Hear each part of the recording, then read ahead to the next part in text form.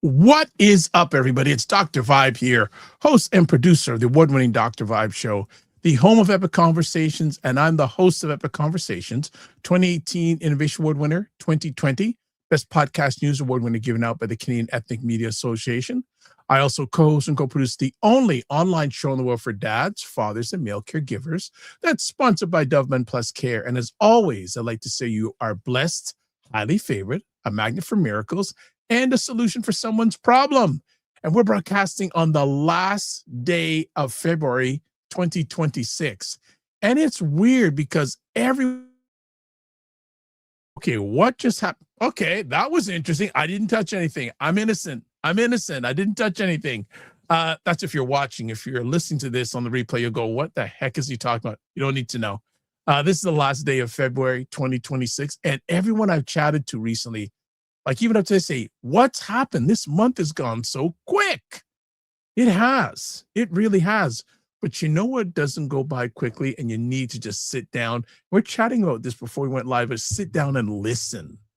Sit down and listen. We were talking about sit down and listen to music. We're just talking about sitting down. You need to listen and check out Prime Time Saturday with Aisha and Lala.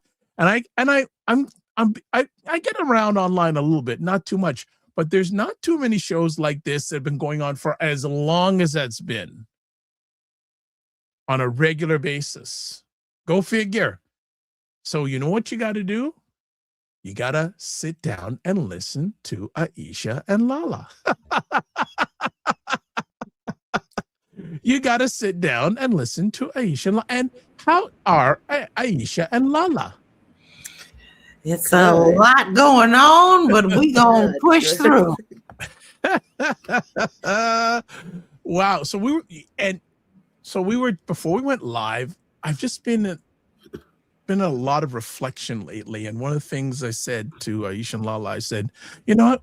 We usually don't get together that often offline. Like usually like a day or two before the show, we kick back topics back and forth. And even in the last 24 hours, it changed. If you saw what it was originally to what it is now, and we could also change it again, it changed. But I said, you know what, Aisha and Lala, isn't it possible we can just hang out for a few minutes offline every week? So I put that in their lap, and they said, we'd love to.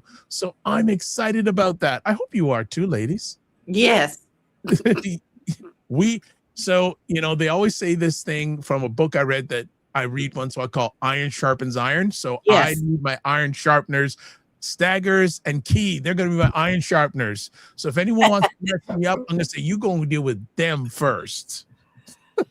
What's going on, ladies? How we doing? What's cracking? Well, I had my birthday this week, so I did. I'm 56. So I'm really happy about that. I had a very peaceful and lovely day, and I made it a point. I made no plans. I just wanted to just get up and just let the day flow the way that it wanted to flow. I had my favorite food. I had Korean food. What did you have? Korean food. I had kimbap and japchae. What's that? Yeah, I'm totally out of league on what is that? Kimbap is a little round. It's sort of like sushi, but there's a Korean radish in it that's really good. So that's kimbap, and you could get it done with bulgogi, which is a meat that you could put in there. And then japchae is kind of glass noodles with meat and Korean vegetables and this beautiful, lovely sauce. So it was really nice. That's good. I feel so uncultured. You got to find a Korean restaurant in Canada. Oh, well, we got lots of them, but I'm going to have to now check that out. I have to check that out. So we'll take that as your win. So Aisha, give us a win you've had in the last week. This might not seem like a win, but for me it is. I found out I have 2 hernias. And nobody told me. I just have to look at my chart. That's a Oh, win. wow. Wait, I had these two before. They just have to be repaired again. So April, late March and April for me are looking like months. I'm just gonna rest. Rest. I'm actually sitting here looking forward to it. There's a job that I was applying, legislative commission position, right? And I didn't get it. And I was not upset about it because I found out like just before that I had the hernias. And I'm like, you know what? This is a reason. This is for a reason. Yeah. I won't have to rush and put it off, because the thing is, when you get into those new positions, you kind of are like, okay, now I have to push everything off because, I got 30 days. And I was like, okay, now I can just focus on this. And I'm like, I'm really looking forward to the surgery and both surgeries, because I'm having two, but just the fact it's going to force me to slow down, to rest and rest and tune out. And I'm actually just quite grateful. And I was talking to our friend Jill yesterday, and she said, you know what, you sound really good. Like you have doctors that you really feel like you're in good care. I'm like, yes, for the first time, I think in a long time, I feel like I'm in very good hands medically. And for me, that is a win. Oh, that's huge. That's really, really, really huge. When you can feel safe when it comes to your health or your health diagnosis, it's a huge win, because I don't think many people can say that these days. Yeah, I saw it, and then I called UConn Health. They're excellent. If you are in Connecticut, UConn Health, they are very good at trying to get you resolved quickly. I called them. I said, hey, I just learned I had these hernias. I got to have them fixed. And they were like, okay, can you come in on the 5th? I was like, oh, that's next week. Yeah. Right? Yeah. For the consult. And I was like, okay. So, wow. So that's a good thing for me. And I'm just like, you know what? And then the two teams want to work together because it's all in that same region. Nice. And, I got, I'm just really feeling good about the healthcare I've gotten lately. And to know that you're going to be well and that you've got people listening to you and responding to you after me for almost a year, trying to get someone to listen. There's nothing like it. Nice. I like that. Man, do we need to do a show after that? No, like really, I don't know if we're going to get as good as news as we just heard. Well, we will by the end. I think by the end, we'll get up the mountain, but that's great. All right. Well, what we'll do, we'll take a quick break, and when we come back, we'll do some housekeeping, and then we're going to get into it was an old song by a group called Never Ending Story. I think the news these days is a never ending story. But we'll be back in 30 seconds. Check out Black Men Can Talk live on Sundays at 8 p.m. Eastern, where Dr. Vibe, Kofi Sadat, and Kofi Morris, where Black Canadian men come together to have real, unfiltered conversations about life, culture, and community. Watch Black Canada Talking live on Sundays at 5 p.m. Eastern, where Dr. Vibe and Cesar Diva Musa give their takes and POVs on news stories from a Black Canadian perspective. All right, we're back on Primetime Saturday. Nice ads, Dr. Vibe. Oh, well, thank you. And are you on mute, Lala? You're going like, but I love when you're on mute because your face is so expressive. What's up? I'm not getting them. It's telling me there's an error on my side for the browser. That's okay. Well, the most of the audience is getting, but no, I have to say yes, a little bit my part, and intern Ming, who's doing an incredible job. So when you see those promos, I give him the raw and he puts them together. Nice. So Ming is, and also he's helping up on the live broadcast. So thank you, Ming. You are appreciated. I also want to get some stuff out of the way. So Girlfriends Chat with Aisha, Lala, and Jill Jones was on Patreon. It's still there. Was on Substack. It's still there. One day I want to say it's on YouTube also, but I'll get there in due time. The Primetime Saturday store, there is the link there. Join the Discord group. Email me at dr.vibe at the drvibeshow.com or click on that link. Subscribe to the Dr. Vibe Show and hit the notification button. That's for YouTube. And there's been massive YouTube growth, especially because of these two ladies and Dr. Tachi over the last few weeks. That's why I want them to have their own platform so we can help drive it up with the people that watch this. That's why I'm pushing, because I want to see them win too. Because I if they win, I win, and vice versa. And also like the Dr. Vibe Show on Facebook, LinkedIn, Instagram, TikTok, Blue Sky, and Substack. If you want to advertise your business, there we go, your business product or service on any of the platforms I'm on, email me. And again, she was here calling in. Man, Dr. Tachi's been around lately, whether it's on screen or calling in, she's been around. And rightfully so, because she powers Indie Soup TV. It's an independent content creators platform with about over 28,000 YouTube subscribers, which puts that YouTube channel in the top 4% of all YouTube channels when it comes to subscribers. And also there is the website. And I think that is it for now. We are going to get right into our first story because it's ever changing by the moment, and what we say now could probably be past history. So let's get into our first conversation piece, and we'll give you let's get a little bit of a background intro, and then we're going to get right into it. So here we go. We're breaking down the bombshell. The U.S. and Israel just launched massive strikes on Iran, hitting nuclear sites, missile stockpiles, and even near Supreme Leader Khamenei's compound.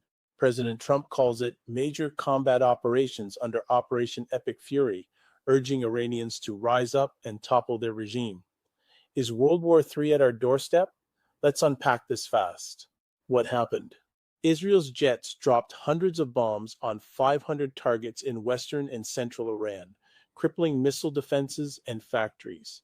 The U.S. joined with drones and airstrikes on key nuclear facilities like Natanz and Fordow, plus naval assets. No American casualties reported yet. Iran hit back hard. Missiles and drones slammed U.S. bases in Iraq, Jordan, Bahrain, UAE, Kuwait, and Saudi Arabia, plus Israel. Smoke's rising in Tehran, and Netanyahu hints Khamenei might be gone. Trump says it's about nukes, missiles, proxies like Hezbollah, and regime change since 1979. World War III risks. This isn't isolated. Iran's axis of resistance could ignite the Middle East. Hezbollah from Lebanon, Houthis in Yemen, militias in Iraq and Syria. Russia already condemned it as aggression, warning of regional war. Iran vows to keep striking until the U.S. and Israel are defeated, risking oil shocks, global markets crashing, and drafts pulling in more powers. Analysts fear multi-front chaos, state failure, ethnic wars spreading. Trump's playbook echoes Iraq 2003, but amps it up. Will it spark World War III or force peace? Takeaways and call to action. Bottom line, U.S.-Israel aim to gut Iran's threats, but retaliation's live. Watch for escalation. For our community, this hits energy prices, jobs, security. Stay informed, empowered. What do you think? Bold move or powder keg? All right, our first conversation piece, and it's ever changing, is U.S. and Israel attack Iran, World War III coming. And before I do that, we have to hail up Jen Myers. Says hello, everyone. So hello, Jen Myers. Good to see you as always. All right, ladies, where are we starting on this one? Well, to answer that first question, I don't think it's going to be World War III. One, because apart from Israel, we're basically going this alone. Europe is like, we want no parts of this. A lot of the Asian countries are like, we don't want to get involved in that. So I think this is, again, going to be a situation like, Iraqi freedom. And the challenge I think that we have right now, the reporting, I'm looking at it on my TV thing on my phone too. They are saying that Iran's supreme leader is dead. However, remember back in 2001, 2002, 2003, with all of the conflicts in the Middle East under the Bush administration, remember when Bush went over there, did his bombing, and then came back and said, where what was it, mission accomplished with the banner, and then it was 20 more years of war beyond that. I think declaring any kind of mission accomplished now, when we don't really know what the aftermath is going to be. But I mean, because he said it this morning in his video that there could be American casualties. And so this is very serious. We're going to end up having troops on the ground. There's what it sounds like when you say something like that. It does imply that there are going to be some troops on the ground, which is also a very scary thing, because one of the things that I think we could agree on across political divides is that we don't want our military, our young men and women, to have to go into these places that without a clear after strategy, first of all, but to have to go into these places for uncertain amounts of time and face injury and or possible death. And I think the thing that most stuck out to me this morning as I was, driving my daughter to work, it's like 6 o'clock, so this was all just going on, and I'm listening. The thing for me that I heard that I think should scare us all is when he says that, once the leader's dead, and even though Iran is denying that, but once their leader's dead, then the Iranian people can just go in and take over their government and rule. That's not a strategy. Who does that? How do they organize that? Do they have the military capabilities necessary to do that? Because remember, you take out the leader, there are still other people in the process. First of all, I want to say this. I don't think anybody should still be in power from 1979 currently. That to me is absurd. That is absurd. But there's the plan for the people. What is the plan for the people? And then telling those people to go and take that over, you're telling them that they've already been dying by the thousands. You're telling them that they're going to have to die more. More of them are going to have to die to do that. And so that for me is a very, not so much a sticking point, but it's a question that I have about, well, what is the plan after these strikes? What is the on the ground plan and then there's the other thing that I am concerned about. How much is it going to cost? And you can't say, well, we'll go in there, take the oil and the minerals, and then that'll pay for it. Well, no, because remember, they're doing these things without having the funding from Congress. So I want to know where the money came from in the first place. And second of all, we do know that the president does have a American bank account over in Saudi Arabia, that some of these funds have been deposited to, like some of the money from the tariffs. And so, and be clear, he's also the only one that has access to that. If it's America's money, why is he the only one that has access to that when Congress has the power of the purse? So I just have a lot of questions. And I don't think that our news media has been asking any of the questions that American people have, particularly those who have servicemen and women in their family. The media is not going to ask those questions because look who has bought it all up. The average person watches the regular stuff and they still don't understand just how all these mergers and who owns what and who's controlling what is controlling the narrative that what they're hearing about. So the media is not going to call him out. This is when you have to start searching for the independent reporters and media that are reporting the truth. What this administration is trying to do with this is they're trying to sell this as protection and as deterrent and make it a stop sign for Iran's nuclear ambitions, because we all know Iran keeps saying, we got them, we're going to use them. And then what they're doing is, like Aisha said, they're stoking the fires, because they're literally saying that that the people should now rise up and topple their own government. Y'all, that's not a defense. That's pressure for complete political collapse. We have no business in any other country's political collapsing. Ours is collapsing. It's already dead, right? So in real life terms, this is going to spread fast. We've already seen retaliations. Iran has always had conflict going on. This is nothing new. This is nothing new that we've seen.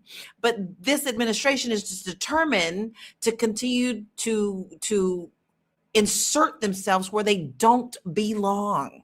We literally do not belong in this. But, they want to continue to say that they are for peace. But you've already lit the fires now. So when you strike a regional power, you have started the chain. Now the chain is going down line, and we, the people, the world is now going to suffer. And you're right, Aisha, European people are like, what the fuck? That literally, they're just like, they're really lost. But you also have to remember, there's many other things that are going on behind the scenes. First of all, he's put our troops in massive danger for no reason, for his own free folly, and for whatever he's trying to cover up. We won't get into that today, but let's not be stupid. We know what all these things really are trying to cover up, because it's getting hot, baby. It's getting hot. Them seats is burning, because people are really telling the truth. Like the Clintons went in, they did what they needed to do and was not quiet about it. So this is another smokescreen. So listen, the global economy is actually sitting on like a tripwire with what goes on with the Strait of, I can never say this country, is Hormuz. And that's a huge amount of like global moves where money goes through, radio warnings, all those things that are going through there. So they're hitting key targets to keep things in check. You have to also remember that there's a lot of oil, a lot of minerals that are going through. Now, why did we hit Venezuela? Can you see how all of this is coming in? All for one man's folly. And who's going to control the money? Like Aisha said, baby, he's got his hands in all these pots. He was the first one to say that he was going to be taking over and looking at all the money that came from Venezuela. But then he got smacked in the head, because a lot of people were like, we don't really want to touch that oil, right? So he doesn't know what he's doing. He has clowns in his administration that are just going on the folly. The Department of War is a joke. Meanwhile, our military is the one that's going to be the ones that are going to suffer the most, because our military is dedicated and they're going to go by their orders. But like he said, some people are going to die. Well, okay, let's go ahead and get Barron lined up. Well, that's also like the thing, which brings us right back to why were they so incensed about those congressmen and women saying that the military men and women do not have to follow illegal orders. I was very concerned about that. But you know what else scares me more about this too? Is this year marks two things. The 250th anniversary of the country's quote unquote founding, and also 25 years since 9/11. We were already like facing threats for those two events, retaliation. And now this really scares me that, are we even more at risk for an attack on our land? And I'm more concerned about how that pans out for us too, because if what happened with the drone a few days ago, and this is not the military's fault, it is the people at the very top, the secretaries who are in charge of these. They don't communicate. If Pete Hegseth can order a drone flying around at the border of Texas, only to find out it was a Customs and Border Control drone, which DHS oversees it, and they shut down the airspace. The second time they had to shut down the airspace because the other time was a balloon. These departments aren't even talking to each other. No. And we have to be afraid from, attacks from other countries coming here. Our departments aren't communicating with one another. And then passenger plane, if they're going to shoot down a drone and it belongs to us, what's to say the next thing is not going to be a passenger plane? And that terrifies me that we're just, we might have a quote unquote closed border on the south, but we've got 3 other borders. Yes, we do. And remember, 9/11 happened at the border on this side of the country, not the south. By the way, that drone was $30 million. Yeah. That's your taxpayer money. If I have, $30 million. so if I have permission to interrupt, Dr. Tachi says happy Saturday. So she's in the house, and also says a whole administration full of court jesters and court fools. So, so Dr. Tachi, you know, as always, so if you want to call in, you can always call in. No problem. I want to ask, just put out some points here. Wasn't it a few months ago, allegedly, the U.S. had wiped out all of Iran's nuclear? June, right? We totally obliterated it. And we're supposed to believe that in 6 months they were able to go back to full capacity. But remember what they said back in June. They not only totally obliterated the facilities, but they said they got down into the ground where their sources were. So how if anyone knows how long it takes to get these kinds of minerals like this, it's not 6 months. You got not to have it and then have refined it and then have it prepped and ready to make a weapon. So I also, another conversation point I want to ask both of you, is the U.S. the lead on this, or is Israel the lead on this? It looks like Israel was the lead on it, and then the U.S. joined in. Surprise, surprise. Right. And here's the other part of it too. The belief that this is going to be like Venezuela.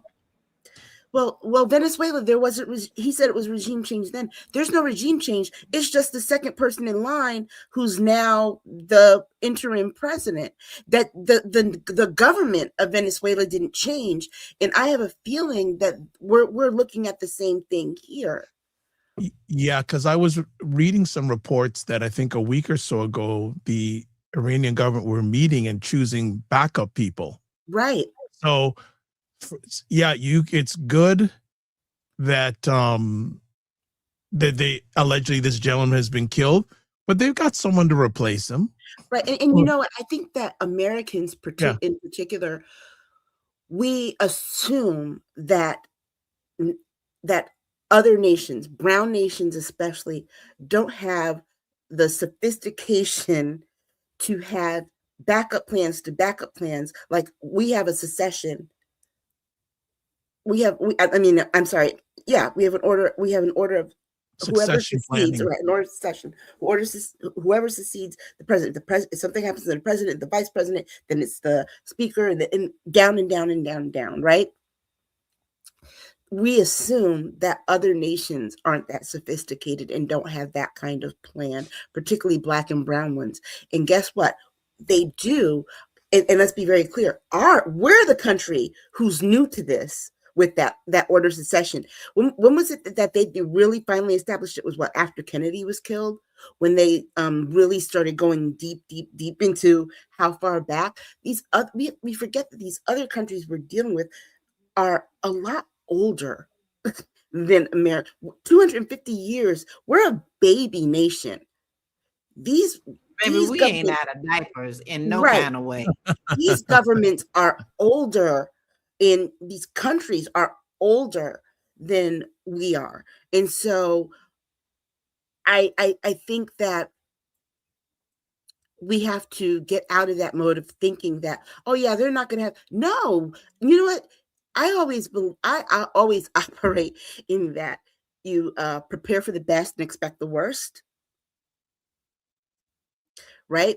Because if you're going to expect the worst, even though you're prepared for the best, put that aside. But if you expect the worst, you have a backup plan to the backup plan, and a backup plan to the backup plan to the backup plan.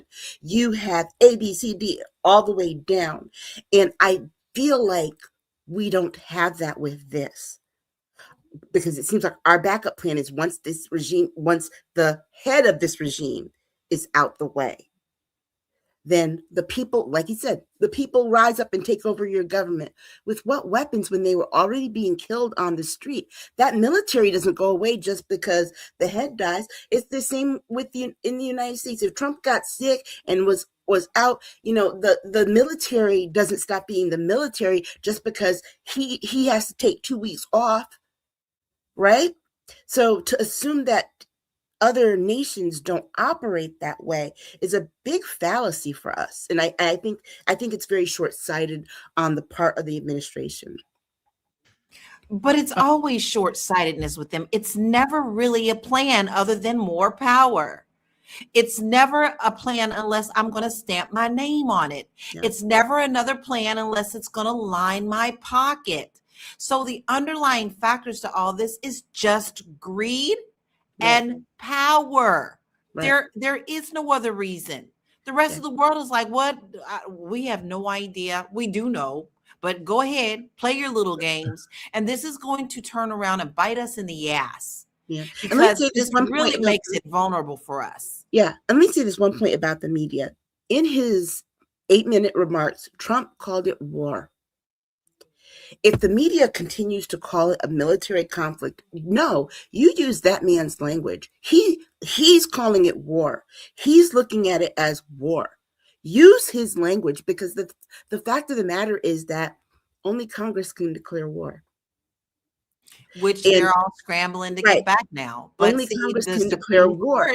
And that's the thing, because independent strikes, but this is going to shape up, unfortunately, to be a war. And that's why there are so many people on the right. I watched some people on the right, podcasters and things. They're not happy about this. I don't think any of us should be happy about this, because there was no justification made. And here's the thing. He had a whole State of the Union address on Tuesday where he could have spent that time, that hour and 47 minutes, making the case for this to the American people, explaining to us we don't need to know the details and get in the weeds of those things, because those things do need to stay classified, how our military is moving, but explain to us what's the rationale, what's your evidence, what's the plan, what is the plan? And how much do you think it's going to cost so we can be prepared? How do you anticipate this happening? Because best believe Congress they're trying to head back to DC today, but Monday, the stock market is going to drop. If you remember, after 9/11 and when Bush first went in there, it plummeted. Then when we went into Iraq, because let's be very clear. What we did after 9/11, that was about retaliation for an attack on our country. Iraq was about nothing. Iraq was about a lie. We did not need to go into Iraq, just like right now we don't need to go into Iran. And Iran, because I had to go back and look, Iran is more dangerous than Iraq. Their military is stronger and more massive than Iraq's. So we're not talking about fighting, going into Venezuela, whose army is not as strong as ours. We're like almost close to match, and that needs to be a wake up call to all of us. Especially, all right, if I permit to jump in here, in the military. Person here says Iran is too small for World War III. Dr. Tati says, exactly, Aisha. That comes from their skewed sense of American exceptionalism. Another person here says, declaration of war is not the same as war. Attack. Also, they say declaration of war is sending troops to invade. And then Dr. Tati says, at the very least, put it on signal so we can find out by mistake. But they also have 10,000 troops on the ground already. So they are prepared to go in. I mean, let's be very clear. Declaration of war is not war. In the United States, yes, read your Constitution. Only Congress can declare war. He is calling it a war. And that's where he gets into trouble. Okay, you got to remember, it's a legal definition, right? That's where he gets into trouble with the people, because it is illegal. Let's be clear. parse out our common uses of words with the legal definition of words. And when you are running an administration and a government, you rely on the legal definition of words. And he's using the words war. If you remember if you go back to like even the Bay of Pigs and things like that, it felt like we were in the Cold War and things like that. We're doing these strikes. JFK never called it a war. It was always a conflict. Think about Vietnam, right? Vietnam was never officially considered a war. It was a military conflict, which is why I'm like the media has to start using his words, because what they're doing is covering. And Okay, but let's make this clear too, Aisha. Like, they may be doing that, but the general American right now don't even understand that. Right. That's the problem. The American people pretty much parrot whatever side they want to parrot, right, without understanding the language, the underlying procedures. You don't have to have a degree in it, but the problem is you don't know how our country is ruled. You don't know the rules of war. You don't know the terminology. So instead of parroting, how about you at least pull out something and learn something about it before you speak on it? Because the problem is you're taking the rhetoric on down the line. This chain will never stop unless people start to at least educate themselves on what this really means. Right. And the reason I'm making that sticking point because the moment he uses that word, it then becomes an issue for Congress. He did something unilaterally without Congress's input, and that becomes a problem, because he's not going to be able to. If this is the case, he can say it's a conflict, right? We're in a conflict, military conflict, and Congress has no responsibility to hold him accountable for that. The moment that he used the word war, it becomes a congressional issue. And I'm not saying that that's necessarily what we're in, but it shows you that he doesn't know the wording that he is supposed to use as the leader. And that should be concerning to us all. Okay, let me jump in. No, we got another person who's saying, when you have a regime fighting America for 47 years, too many incidents have happened to Americans. Dr. Tachi also says, agreed. Mainstream corporate media outlets are covering because they have either been transferred over into the hands of people friendly to the administration, or they are trying not to poke the bear. At that last point, I have a question though. We've been fighting. Iran has been fighting us for 47 years. Well, I was going to ask another, just a general question in the world today, and I'm not anti-American. I'm just putting out there: does America have a right to tell people you can't build nuclear? No, we don't have a right to tell any country how to run their country. There are consequences in the world for doing that. Yeah, but we are not the popo for every country. I worry about that too, because here's the thing. What stops our former allies from getting together and saying that the United States needs to not have nuclear weapons when you have an unstable leader right now? This is the thing. First of all, we have not been fighting Iran for 47 years. Okay? Because if that were the case, there wouldn't have been Iraq. We would have just gone straight into Iran.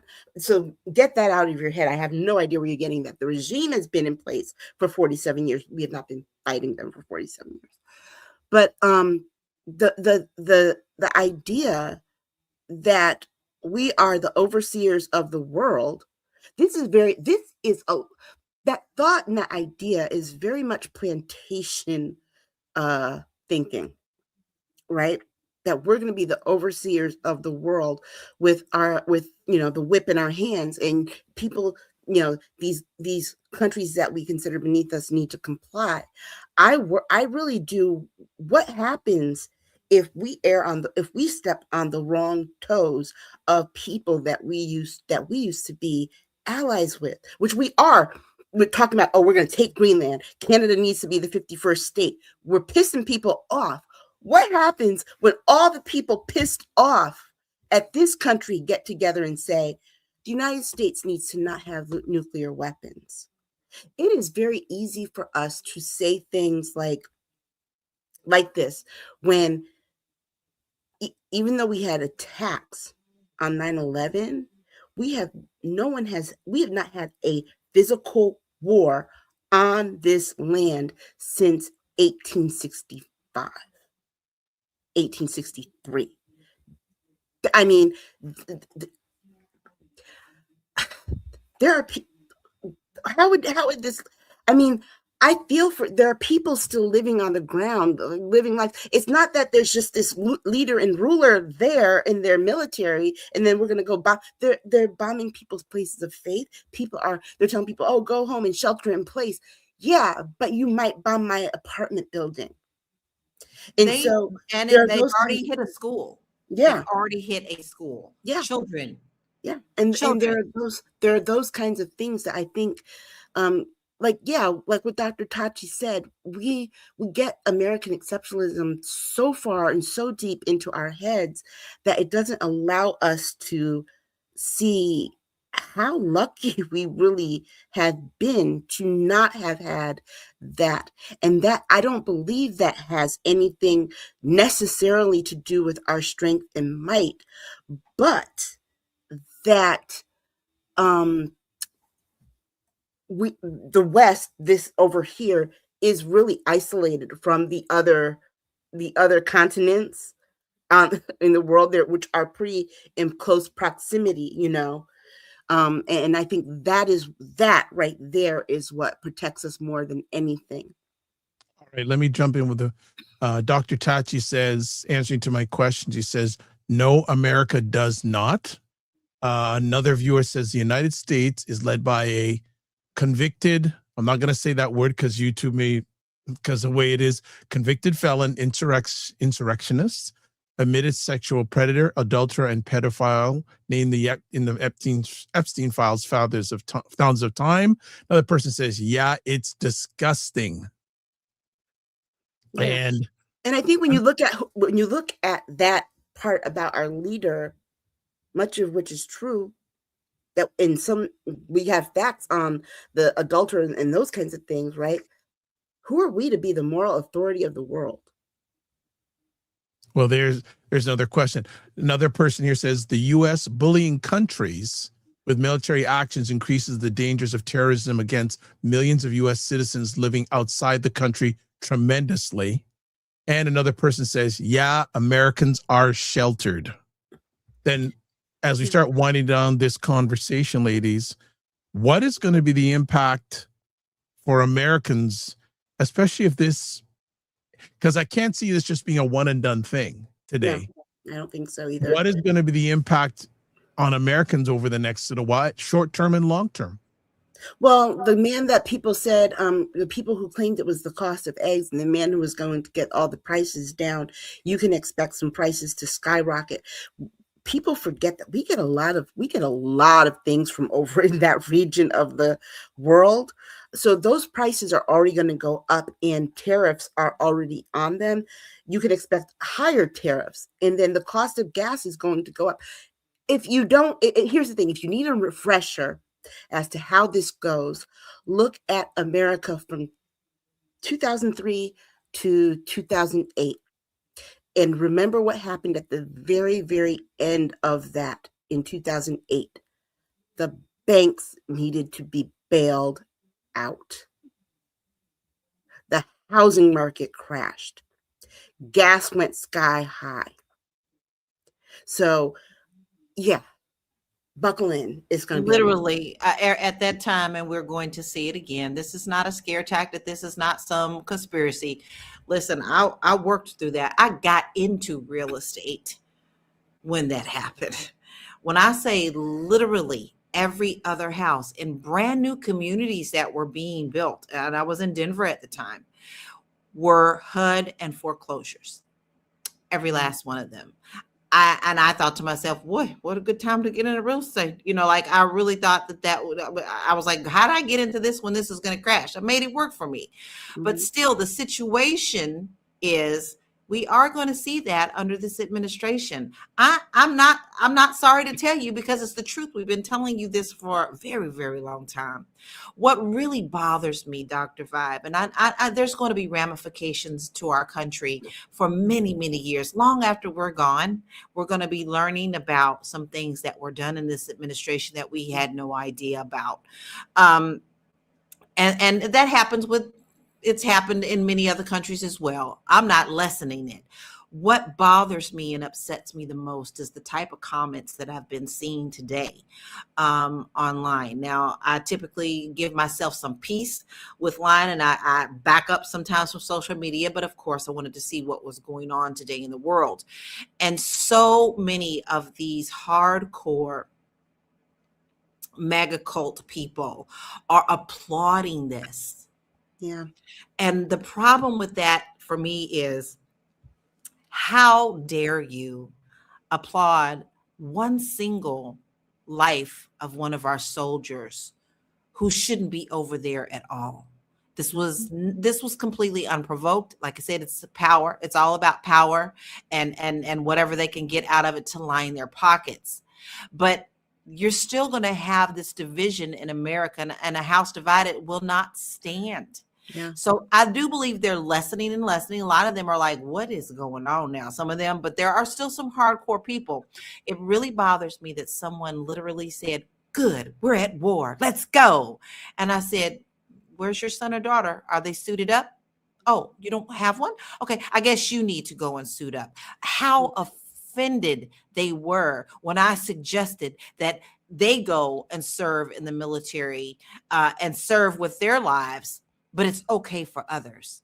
This is a problem. I have so many nieces and nephews, young mothers, just now having babies and starting their life in the military. Yes, they have made the choice to be in the military, but to go for a folly and a sham like this, that's not okay.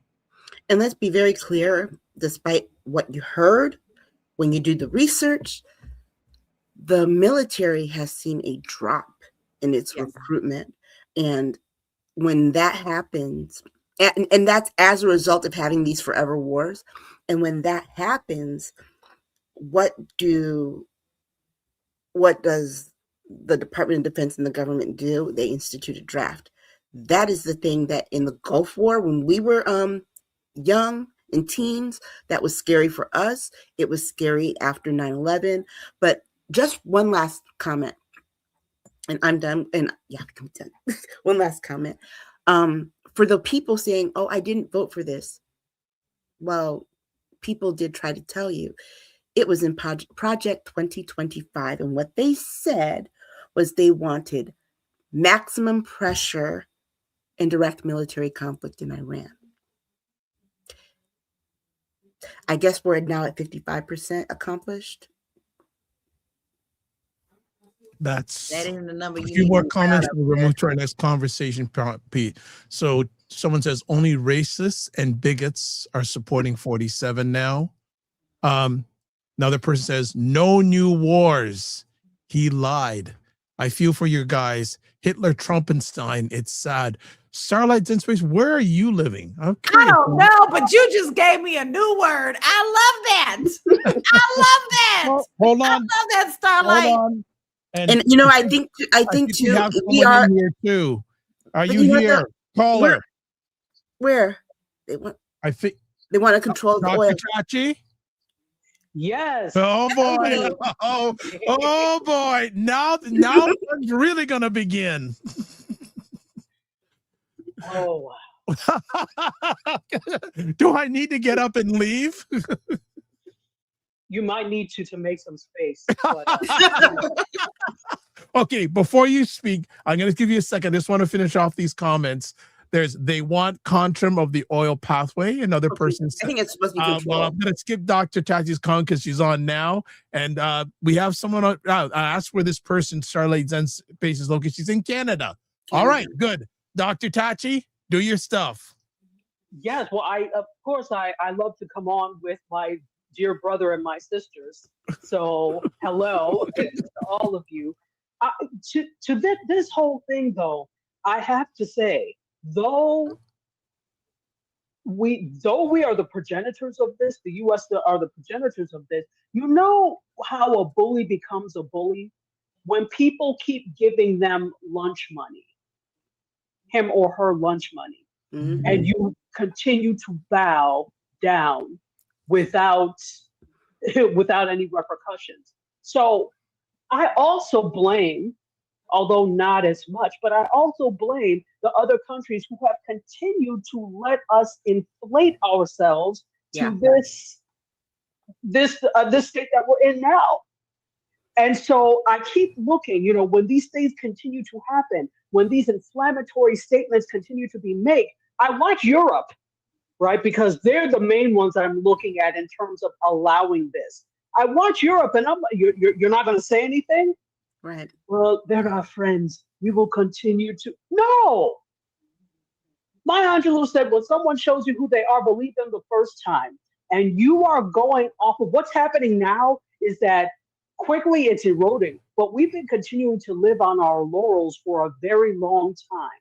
So it's like the Hollywood star who was the biggest thing in movies in the 80s.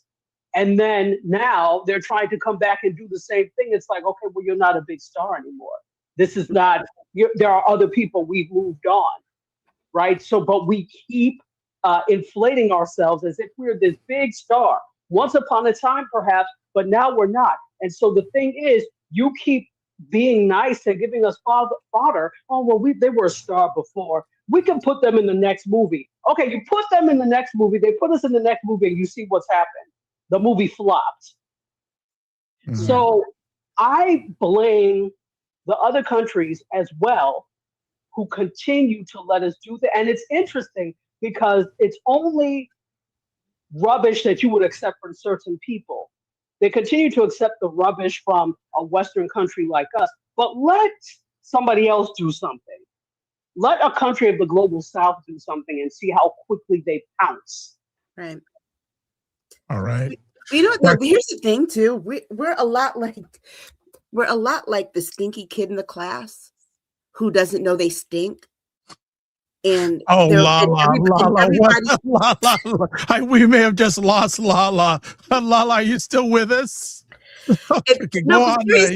everybody, and this kid has such high self, look around and everybody is kind of avoiding them, and they don't know why. And the other people talk about them behind their back, but that stinky kid has no self-awareness to know that, hey, they stink. And the fact is that if those people said it to the face, their feelings would be so hurt, right? Lala, do you need a glass of water or something? I mean, that one just took me out because it's so true. Okay. But that's literally how we're walking the earth, right? Without the self-awareness that, and I get that. What creeps in me, it's a feeling that gives me discomfort, is when we say we're the greatest country in the world. And I'm like, wait, why can't everybody be great? Why do we have to be the greatest in the world? It's like, also too, if you've ever been a teacher, particularly with little kids, and you tell them to line up, you know who the bully is by the person that tries to run to be the first in line. All right, That's Dr. Tachi wants to add, then we're going to move to our next conversation piece. Go ahead, Dr. Tachi. Yes, two quick things. So to the not so fresh child in the class, the thing is that we continue to give that not so fresh child the benefit of the doubt. So sometimes, right, there's reasoning behind why that child is so unfresh. But rather than trying to find out why, we keep giving the benefit of the doubt, where it's like, oh, well, maybe their parents don't have soap. Maybe the water has been turned off and we don't know, right? But instead of actually trying to ascertain the real reason for it, Now we are finding out, no, this child is just lazy and doesn't want to take a bath. Right. All right. Comments. Go. You had a second one, Dr. Taj. You said you had two things. That was the first one. It was, and I can't remember the second thing. Okay, I know you will. But they took me out with the unfresh child. Wow. Now, I like the fact that she's using the phrase unfresh. Well, you know, Dr. Yeah. Tachi has her own vernacular, unfresh child. I love that. All right. She also said in the comments, the heck you didn't vote for this. This is on everyone who voted for King Wiglet.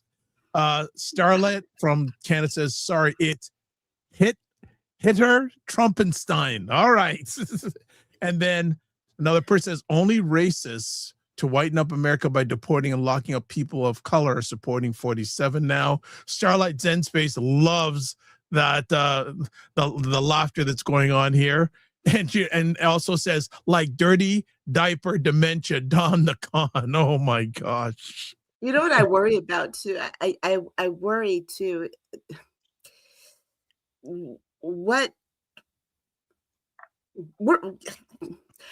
I worry about the thing that this little hands of Stephen Miller in this.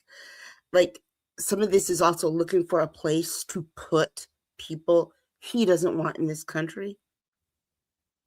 So at the tail end of that, let's keep that on the back burner in your head. Okay. We also have someone here saying hello from London, UK. Good to have you here from London, UK. And we are going to move now to our next conversation piece. And I know, Dr. Tachi, please hang around because we love having you here. So let's introduce our next conversation piece. And it's right up your alley, too. Today, we're diving into one of the biggest shakeups Hollywood's seen in decades, the Paramount Warner merger.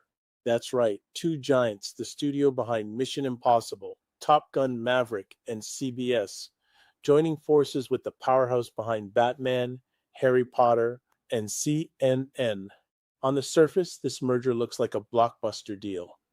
But beneath the glamour lies a story about survival, streaming, and the future of entertainment. Why this happened. Let's break down why this merger happened. Both Paramount and Warner have struggled to keep up in the new media landscape. The old Hollywood model movie theaters and cable bundles has been replaced by streaming wars. Netflix, Disney Plus, and Amazon Prime now dominate people's screens. Paramount Plus and Max, formerly HBO Max, couldn't stand alone forever. Their subscriber growth slowed and debt from content production piled up. So, instead of competing, they're combining resources to create a stronger player that can actually challenge Disney and Netflix, one studio with a vast library, global distribution, and unified technology. What it means. The merger creates a new entertainment powerhouse that controls some of the most iconic franchises in history. Think of the new combined catalog: Star Trek, Harry Potter, DC Comics, Mission Impossible, Transformers, South Park, and Game of Thrones. That's a dream for fans, but a concern for creators, actors, and regulators. Fewer studios means less competition and fewer bidding wars for new talent. And in Washington, antitrust watchdogs are already sharpening their pencils, worried this merger could concentrate too much media power in one company. Still, inside Hollywood, some say this consolidation was inevitable. The streaming business is expensive, and only a handful of global giants can survive it. What's next? So, what's next? Expect layoffs, lots of restructuring, and some brand reshuffling. Paramount Plus and Max will likely merge into one supersized platform, though the name and rollout are still unclear. For audiences, it might mean more convenience, one subscription for a massive library. But for Hollywood workers and mid-sized studios, it's another reminder that the golden age of streaming is over and survival now means consolidation. One thing's certain, the Paramount Warner merger isn't just business. It's the latest chapter in a bigger story, the transformation of Hollywood itself. What do you think this means for the future of storytelling? All right. Paramount Warner merger. And I'm glad Dr. Taj is with us because this is up her alley. But I think that what do you Can I tell a story? Pardon me? Can I tell a story? Sure. Okay. So 30 years ago, there was this man named Prince. And Prince had issues with his record label, Warner Warner Brothers, Brothers.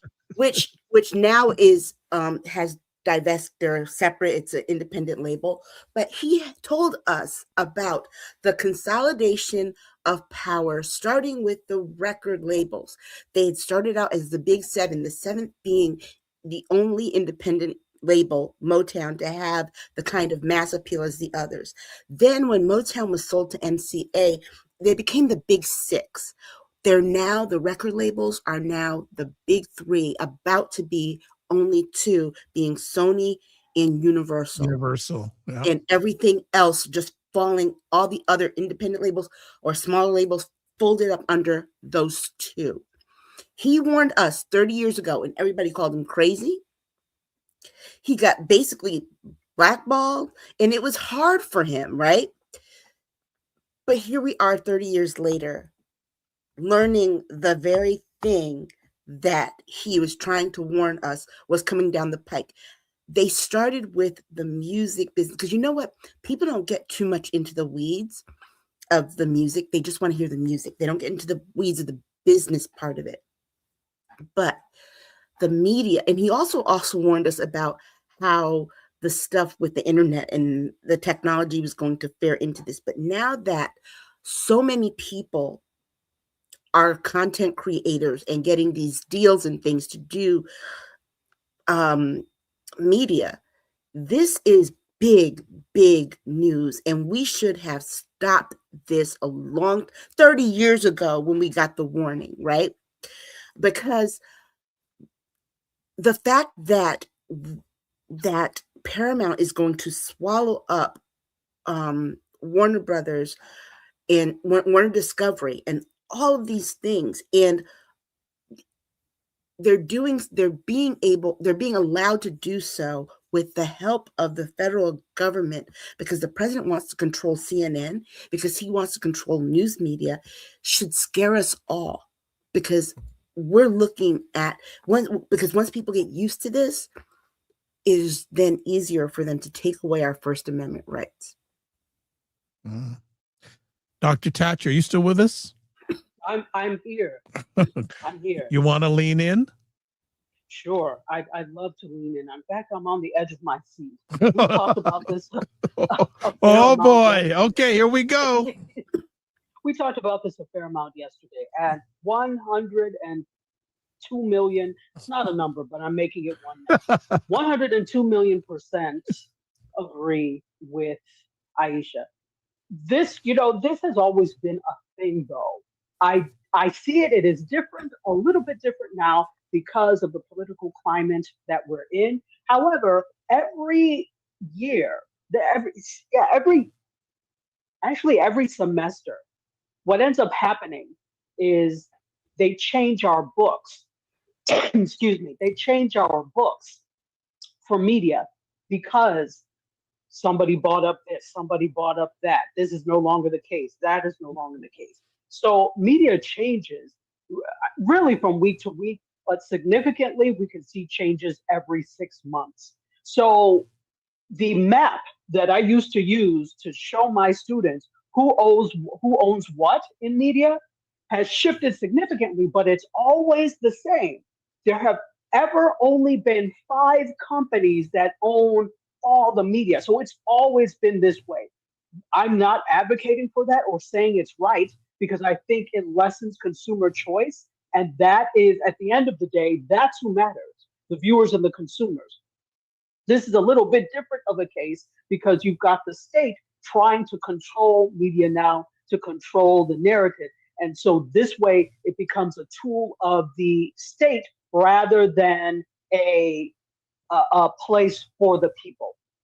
So we have that, and this is something that has been going on for years. It doesn't excuse it, but this is nothing new. I just wanted to add that in.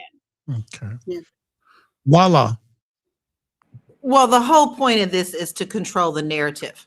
The whole point is just to control their narrative, to put out the propaganda that they want to see. We've already seen what he's done tonight. Night show hosts, and people are kowtowing to what he wants for that. The next thing you know, all of the educational programming will be that, what is that, turning point garbage that they all put out, like slavery was good and it benefited everyone.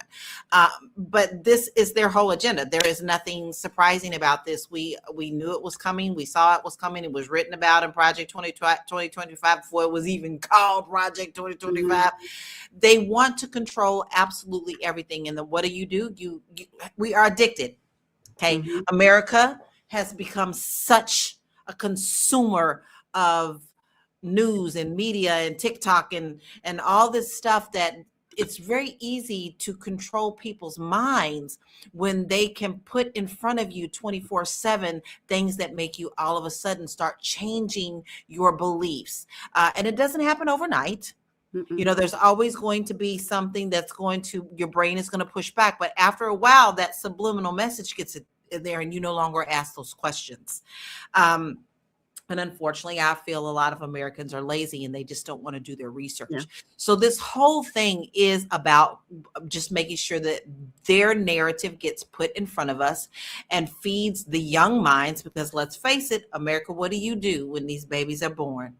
I don't want to hear nothing, because I see it all the time. Soon as these babies are out of the womb, y'all are throwing a phone or an iPad in front of them. And so they're mesmerized.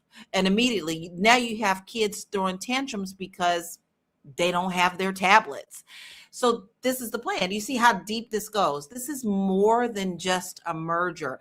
This is all about controlling your mind, controlling the narrative, and putting that propaganda out. This is the modern day way of what they did in World War II and World War I, mm-hmm. where they would drop pamphlets on people. This is the same thing, but this is now including the technology. This is not good. And I'm sorry, y'all, I'm gonna tell y'all from the very beginning, when all this was going on and they were supposed to be going with that other company and Netflix was talking about, no, I don't think we're gonna go with them. I said, watch. Well, watch, they're gonna flip. And that's exactly what they did. Well, here's the thing, right? The first thing that I hear yesterday after this is that they're calling, they're gonna look at changing CNN to Fox 2. That's not going to work. That's not business wise. It's not. Well, yeah, because guess what? CNN Donald Trump wants it gone. They will fire everybody, mm-hmm. and repopulate it with the people who will say what he wants to say.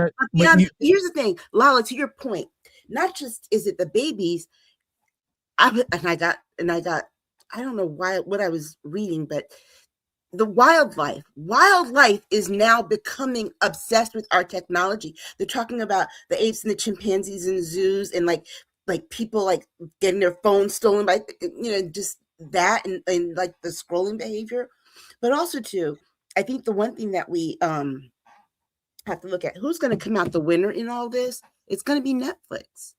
Because yes, that's one winner. I've got some others that I want to. Paramount. Remember what Paramount did with Colbert and everybody, and what all these companies tried to do with what Disney tried to do with Jimmy Kimmel. People aren't going to like the shift from what they now know to propaganda TV on most stations. And where will they go? Netflix is happy to be.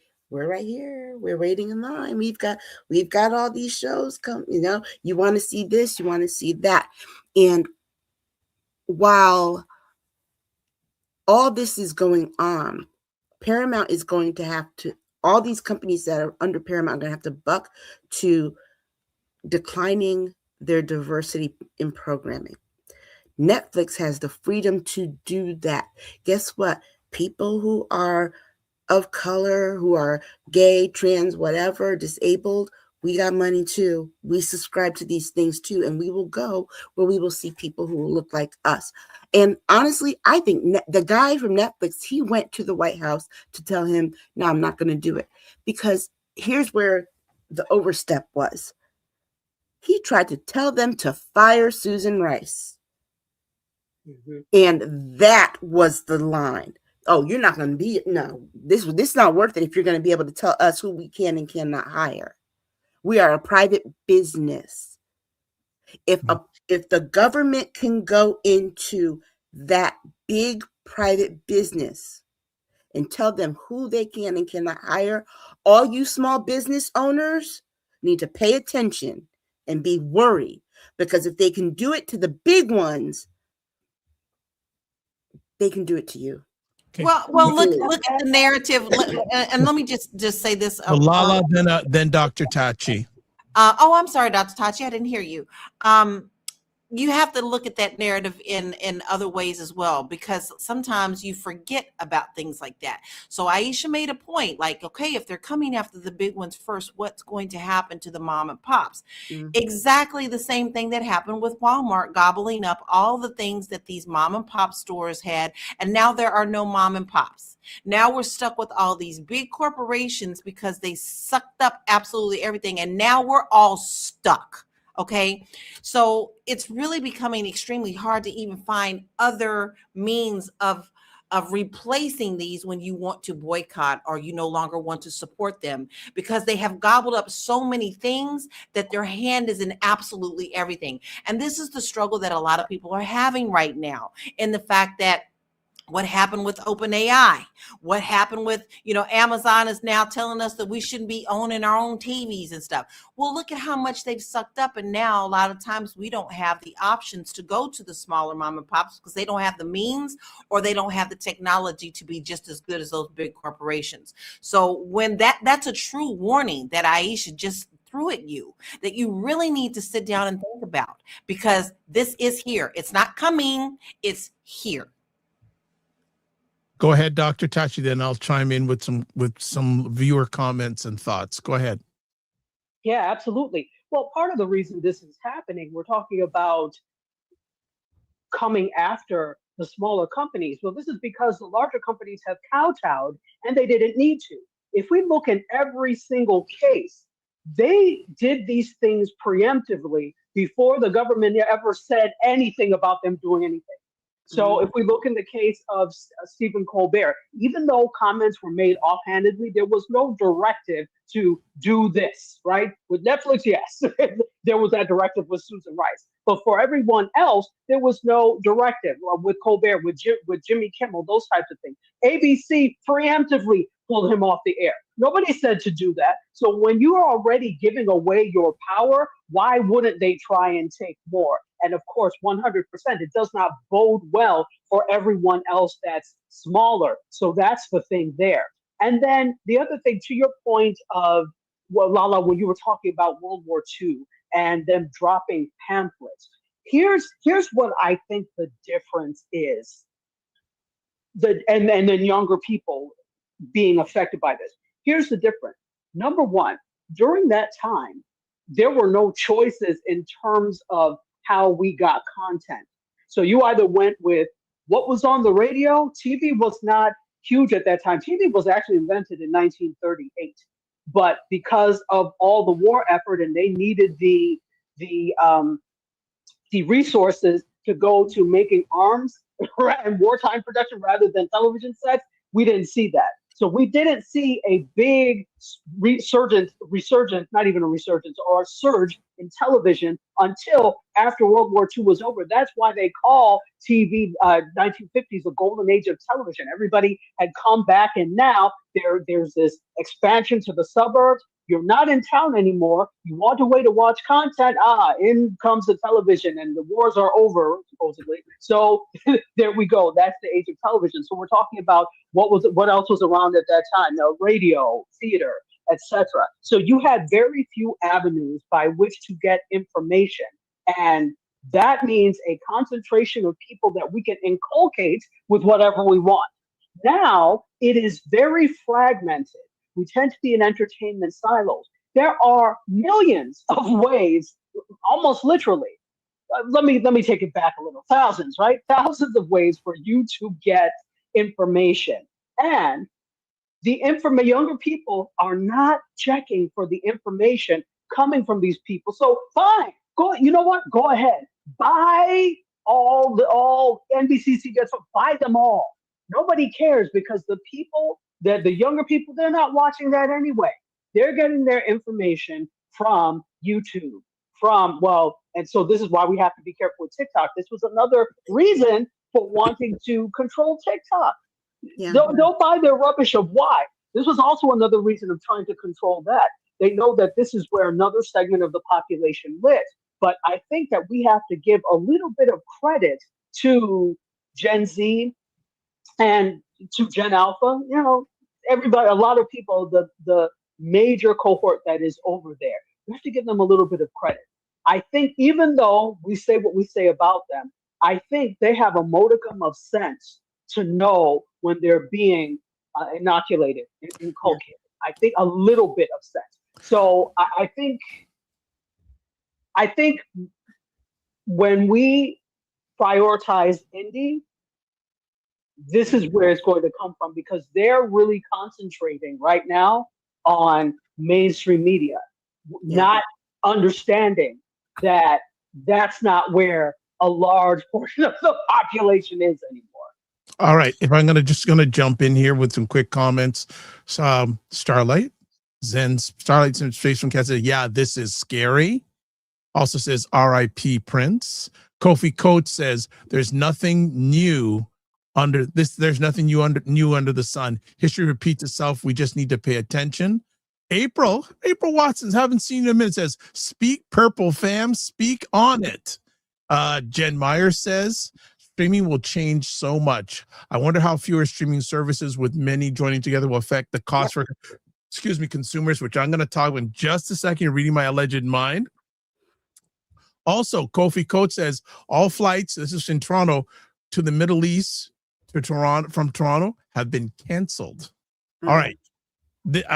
I'm going to just do a quick thing. I don't share my thoughts a little bit, but in this merger, to me, the losers, the consumer, because prices are going to go up.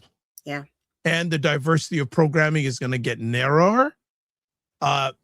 Everyone who works at CNN, and ironically, a few days ago, Anderson Cooper said he was leaving CBS News. Well, looks like he'll probably end up leaving CNN also.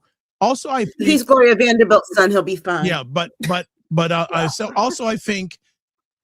also think Paramount's going to be a loser, and I'm going to tell you why. And Dr. Tachi, and I'm sure ladies also, the history of these mergers never works out good because Warner Brothers a few years ago was bought by AT&T. That was a disaster. They had to sell it off, and Paramount is going to incur so much debt with this merger. It's going to be crazy. There's going to be backlash, etc. The winners, Ted Sarandis of Netflix, for having the interest. Say, you know what? Walk away. He walked away from the deal. Plus, he may want to go after Disney. Hello. Also another winner, and I think the other big winner, the gentleman who is the chairman of Warner Brothers, who was able to rise the sell price from $7 to $31.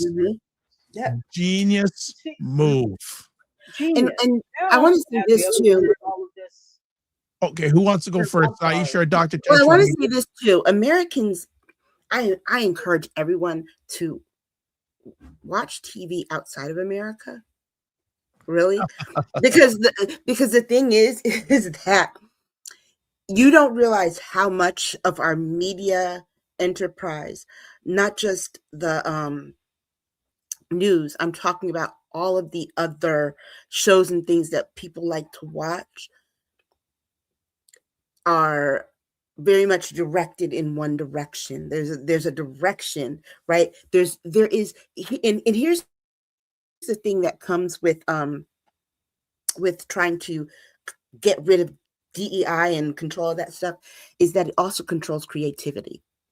The same plot lines will keep showing up in all your shows. The same few actors and actresses will keep showing up in all your shows. Look, and I mean, I think not only that, but it's also the thing I learned in watching TV from other places. There is an emphasis on excess that is novel to American television, American film, American media that you do not see in other countries. And it is so refreshing. Let me tell you something. That's what I do most.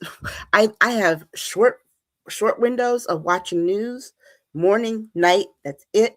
The rest of the time, I don't even watch our TV because a lot of the shows are so stale. There's no creativity there. And I mean, I'm watching shows globally: South America, Africa, Canada, Europe, Australia, New Zealand, China, Japan. And it is refreshing to see, wow, there's difference. But it also teaches you something about humanity and teaches you about how people live in other places. It also teaches you how people view you, and to the point that you learn you're the stinky kid in the class. We're back to that. Dr. Tachi, last comment on this one. Not the unfresh child in the class. Poor unfresh child. So you were talking about the big winners of this. Go ahead, Dr. Tachi. And I'm just imagining that child smells like ham sub with onions. He's unfresh. Yeah. Bologna. Yeah. Look, will you two stop? We're gonna lose okay. Lala if you keep on going with this. Like, she's about ready to fall over back first in her chair, and her feet will be up in the air, kicking and screaming. Yeah. Okay, we're going to send the unfresh child to a spa on Earth. So the other big winner in this, you mentioned some, but I know I keep harping on this point.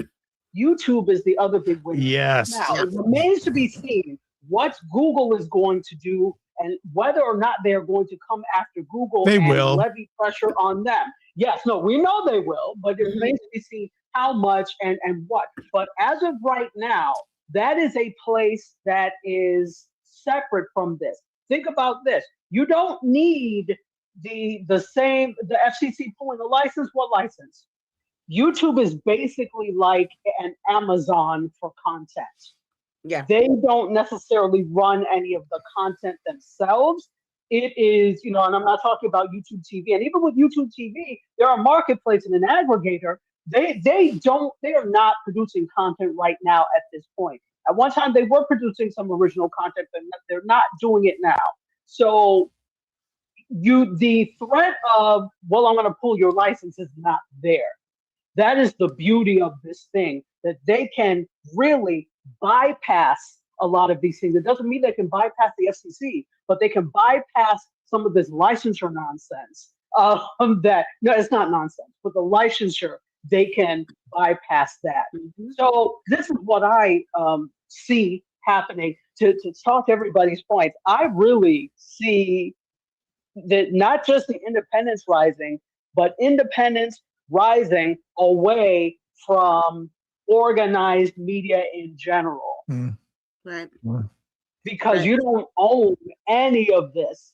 YouTube even can decide we don't like what you're saying, and then pull it without recourse. And you've sat there and built things. And so that's why it's like you are building a house on rented land. Yes. I'm not saying not to do that, but you ought to have something you own too. So if the landlord decides to evict you, that's fine. I'm going to my house that I own with the audience that I've built. Kev on Stage is an amazing example of this. So if you know Kev on Stage, who was a comedian and actor that really started online, did his stuff online. He's a stand-up comedian, but he built a whole thing. So of course he uses social media to disseminate the messages, but he also has an app where he has content. So he owns his audience. I'm part of the Patreon group. So he'll put special stuff up for those of us in Patreon, right? And Patreon is a different type of thing than a YouTube. It's like people are actually, they have free content, they have paid content, that type of thing. So you are setting the prices for that. Right. Not Lala, but Aisha's point of looking internationally, yes. I just, before I got on here with you lovely people, I was watching the Brit Awards. And if you don't know the Brit Awards, that is the equivalent of the Grammys for in the UK. So I was watching, they opened up with Harry Styles, right? Who's British, but he's a huge international star. Then the next person was, a newer person on the scene, Olivia Dean. She performed and she got an award. I think it was Song of the Year she got.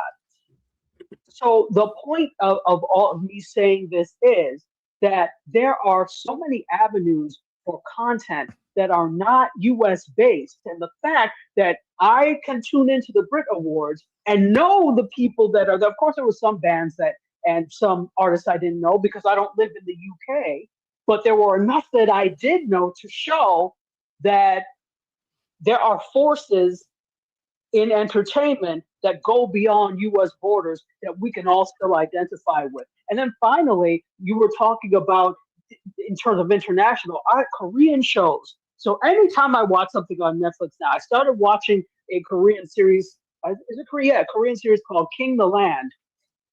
Now I get all sorts of Asian content, etc., that will pop up for me, which now exposes me to other types of things. And that's the beauty, as we were talking about, in terms of Netflix as well. It's not just, Netflix is a hub for international content. And they're trying to make themselves even more of a hub for international content. That's not what you get when you watch CNN, when you watch any of the network here. It's so insular. And that's the thing. If you really, and it ties together with being a global person. If you really want to be a global person and have global perspectives, you ought to ingest content from elsewhere as well. And that's going to be the difference between the people who are just down in the gutter and the people who evolve out of this. Yeah. Okay. Yeah. All right. I do want to recommend a Nigerian show that I like called Castle and Castle. They don't have any new seasons, but I went back and I binged all of them. It's excellent. It's like it's a family of lawyers. It's like a soap opera. That and Brokenwood Mysteries out of New Zealand. I love them. Okay. All right. Aisha and Lala, one story or two more stories? One. Okay, I know which one we're going to pick then. All right, because we were going to talk about it last week. We didn't get to it last week. We're going to talk about it now. All right, so one more conversation piece, and we're going to do an intro to it right now, and I think it's a beautiful way to end off this conversation. From the pulpit to the pavement, the story of Reverend Jesse Jackson is the story of a movement, one that bridges the civil rights struggles of the 1960s with the political activism of today. Born in Greenville, South Carolina in 1941, Jackson rose from humble beginnings to become one of Dr. Martin Luther King Jr.'s key lieutenants in the Southern Christian Leadership Conference. When King was assassinated, Jackson didn't step back, he stepped forward, founding Operation Push in Chicago to promote economic empowerment, education, and self-determination for Black Americans. Through the 1970s and 80s, Reverend Jackson redefined what Black leadership looked like. His Rainbow Push Coalition united people across lines of race, religion, and class, teaching that liberation was not just a Black struggle, but a human one. In 1984 and 1988, Jackson made history with his groundbreaking runs for President of the United States. He didn't just run, he expanded the political imagination of a nation, paving the way for future Black leaders, including Barack Obama. His campaign slogan, "Keep Hope Alive," became a rallying cry for justice and progress. Even now, Reverend Jackson's legacy continues to echo through grassroots movements for voting rights, economic justice, and racial equality. His lifelong work reminds us that liberation isn't a moment, it's a mission. Jesse Jackson didn't only preach hope, he organized it, mobilized it, and turned it into action. His story urges us all to keep hope alive and keep the movement moving forward. All right, Jesse Jackson legacy, Black liberation lives on. Who wants to start? No, I will. one of the things I think we have to keep in mind as we're in the moment that we're in this country about people like Jesse Jackson and especially his organizational skills and rallying people to a cause, is that the marches and the protests, they were just a mechanism. The real work was done behind the scenes.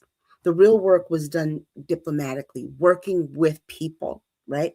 And I think that when we're talking about going back to our very first discussion, I think people forget that if you really wanted diplomacy, you don't send a Jared Kushner, you send somebody like a Jesse Jackson.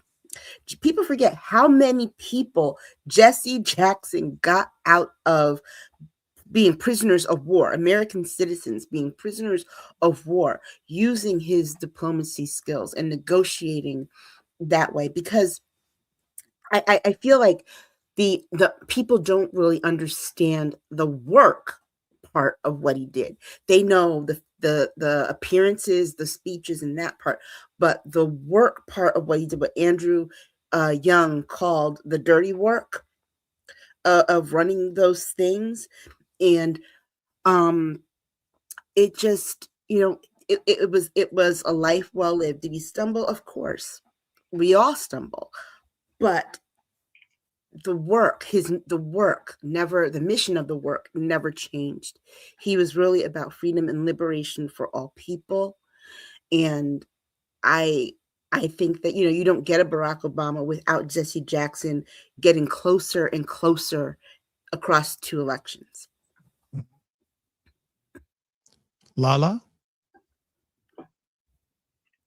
I think that people like to move on too quick and forget history too quick. I mean, Jesse Jackson had been in the struggle for many, many years. This is not something that all of a sudden he just came on the scene. We have to remember that a lot of us grew up with him. He truly did help the Black struggle from private pain, turned it into like public policy. So he did that by organizing in a style that spoke to the people, that really rang true, not just in America, but also globally. He pushed for economic power in our communities, but he also did that with giving us a sense of pride. When you think of Jesse Jackson, I always hear, I am somebody. Like that is my thing. When I think of his name, that's the first thing that I think of. He was, and just as Aisha said, everybody stumbles, but the good in this man outweighs so much other than what people are going to try to overshadow. And I feel like America just announced that he was gone, and then the next thing you know, the next story, he was lost in the whirlwind. We need to make sure that we do honor those who have fought so hard for us to be able to walk through many doors. Because yes, he did run for president, but he also opened the door so Barack Obama could do the same thing. So, he empowered children. This I am somebody wasn't necessarily just for adults, baby. He went for the babies because he knew that if you could get them at that level, then you had them. And the Rainbow Coalition, everything that he did for the people. And I just wanted to make sure that we didn't pass on this story of losing a great man, because he does deserve his flowers and his accolades. And I am grateful that we now have him in our arsenal of people that we can cherish, and then pick up the banner. That's the part. You got to pick up the banner of where they left off and continue to run the race. Now more than ever, because of the situation that we're in, we should never shy away from what is being put on us or put oppression upon our communities. Remember what he said, I am somebody. Pick up the banner and walk with that pride. And just one more thing I want to remind people is that we're getting to a point where there are fewer and fewer people alive who were part of that struggle, but also who worked with Martin Luther King. Dr. Tachi, any words? Yes. So, well, first, let me say how proud I am of you, Dr. Vibe, for all of the wonderful intros to these segments. I'm like, go ahead, Dr. Vibe. Thank you. Absolutely. So, I think the important thing to do here is definitely show reverence and remembrance and pride in the history of Jesse Jackson. But as Lala was saying, using this as a platform to continue, not just continue linearly, but step up and rise up and do more. The thing that gets me when we're very stuck on having one per person or several people, maybe a group of people to lead us. And we don't, now that I'm looking at the different headlines and now the different think pieces of, well, this is the end of an era, that type of thing. And definitely so. But all eras are meant to end. And we're meant to move on using the lessons that we learned from people like Reverend Jackson to move on. So definitely, as Lala said, the question now is, what do we do? How do we carry on? What lessons do we take to help us continue the fight? And one thing that I think about with all of these leaders, all of the civil rights leaders there, it was never a thing about them. They were not self-proclaimed leaders. People pushed them into leadership because they exhibited the qualities that leaders have. So it's not something that they said, I'm going to be in charge of this or a leader of that, right? For the most part, they were guided there and they kind of took up the mantle. So if you look at, for example, the Rainbow Coalition, the key word there is coalition. It was never about one person. It was never about just him. It is a cohort or a coalition of people looking to make the change. So I think when we look at our civil rights leaders, some of whom are not here with us anymore, we need to look at, and we ought to look at, what they did to encompass the entire community in this. And really the message there is, it's all of us working together to make this change. It was never about these one individual. So yes, this one individual, Reverend Jackson, may have been a defining moment and a defining person in the movement, but I think he would want us to recognize that it's about all of us. It's about the collective, the coalition. Yeah. Well, I'll just end off this segment really short and sweet. I remember a young Dr. Vibe watching CBS News when I don't know if it was Jesse Jackson's first speech as a presidential candidate or his second speech as a presidential candidate. I remember, and I'll never forget this, Dan Rather saying, gather everybody around. You're going to hear and listen to someone who is special. And and what he's saying, ended off with I am, but how Dan Rather gave him that introduction and how Jesse Jackson just rose to the occasion. It was one of those moments he said, gather everybody around. Yeah. Gather everybody around and make sure you listen, because he said he made it like a historic moment. And there's not too many people who could deliver a speech like Jesse Jackson then and even now. So I think that's my memory. I still remember being young and he said, everyone please gather on. Dan Rather says, I'm going to see if I can get that clip and see if I can get Dan Rather's introduction. I think that would be quite meaningful. Got a comment here. Eddie Jumba, Pastor Eddie is here. Thank you for celebrating Reverend Jesse Jackson. May his soul rest eternally in peace. Thank you for sharing all your wisdom and receive your flowers. Now from me, I appreciate you all. Thank you, Eddie. Thank you. Appreciate that. That is a beautiful way to end off today. Well, ladies, as usual, hit it out of the park. Bam! Like bam! Dr. Tachi, as always, thank you for joining us. Thank you for having me. Oh, you got a seat here. You don't even go there. You've got a seat here always. All right, let me ask, how can people get in touch with you, Dr. Tachi?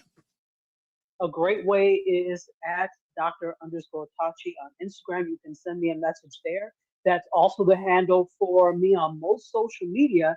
And in case you didn't know, I am the founder of Indie Soup Media, which is an independent network for independent content creators. You can view all of the wonderful content on YouTube at Indie Soup Media. Thank you so much, Dr. Tachi. Next up, the key. It's the key. I made it easy for you to follow me. You just go to my website at laurakey.net. I have a lot of really great resources there. If you are thinking about becoming a world citizen, there is a lot that goes into that. And it's not just something that you wake up and you go, oh, yeah, I'm going to do this today. So I actually have a very thoughtful quiz. You can download that on my website to help you decide, hey, is this something for me? Am I here at the point? Do I have to plan, or no, this ain't my thing? So please go there. Make sure you download that. I also have something to help you to calm your mind a little bit, and I had so much fun putting together. So please go to my Etsy store, which is at Etsy shop Living the La La Life. I have beautiful affirmation coloring books that will help you to calm your mind and get you some color in your world and just dream a little bit. So please visit my store and support there as well. Excellent, excellent. And I was chatting with someone today, and I told them about you. I said, I'd like to have a conversation with Lala. So one's coming. There we go. All right. And it's Aisha Case Tagger's time. Those are all of my things, but I haven't been on anything too much. So the best way to find me is if you join the Discord, because I actually do respond there. There you go. Yeah, all right. You can read my stuff on Medium, but again, I'm taking me time. Well done. All right. Thank you so much. Appreciate that. All right. With myself, all you need to get a hold of me is the easiest way, one link. And I learned that from Lala, but now she's got a whole bunch of links going on. But I learned that from Lala. So it's taplink.cc/the-DRVIBESHOW. And that's where you can find all the things about me. So let's do a little bit of a round off. As always, join the Primetime Saturday with Aisha and Lala Discord group. As Aisha mentioned, please email me at dr.vibe@thedrvibeshow.com or hit the link that you see there, but it's in the comments section on most of the platforms you watch this or live. Also, subscribe to the Dr. Vibe Show on YouTube and hit the notification button. I am way behind Dr. Tachi's channel in regards to subscribers, but it's a good stretch for me. And like the Dr. Vibe Show on YouTube, Facebook, LinkedIn, Instagram, TikTok, Blue Sky, and Substack. Again, if you want to advertise your business, product, or service on any of the platforms, please feel free to email me at dr.vibe@thedrvibeshow.com. And I think that is, oh, can't forget, you can watch replays of this epic conversation on the Dr. Vibe Show on YouTube, Facebook, LinkedIn, and also the Dr. Vibe website, the drvibeshow.com. Also want to shout out some people who liked this conversation on different platforms. There's DMXJ James. There is Eddie Jumba. Thank you, Eddie. I have to touch base with you on some stuff. There's Mary Jo Allen and also Soraya Machado Powell. Now, if I said anyone's name wrong, it's my head, not my heart. And also a big shout out to Ming, who was helping out today in regards to a lot of the video promo production and handling the comments. So appreciate you big time, Ming. So as always, live your life as a dream. If you can dream it, you can make it. Sometimes you have to get smaller to get stronger. Block assumptions. Aim bigger, aim better, aim higher, aim wider. Love, faith, and respect. Don't just manage your time, manage your energy. Remember to give yourself grace. And if you're not making money, make history and make it better. God bless. Peace throughout. Keep the faith, walk good, and stay safe. Oh, I think before I do one other thing. Oh, Jen Meyer said, great show. Thank you, Jen. And Eddie Jumba, I don't know. It looks like a half an emoji there. I don't know what it is, but we'll take it. It looks like it's a smiling face. All right. So we are done. We'll see you soon again.